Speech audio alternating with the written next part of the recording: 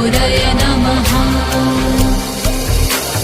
ॐ ह्रीं श्रीं क्लीं श्रीं कुबेराय अष्टलक्ष्मी मम गृहे धनं पूरय नमः।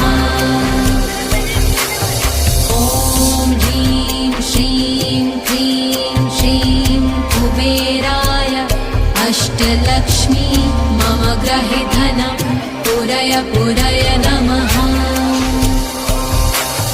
ॐ ह्रीं श्रीं क्लीं श्रीं कुबेराय अष्टलक्ष्मी मम गृहे धनं पूरय नमः।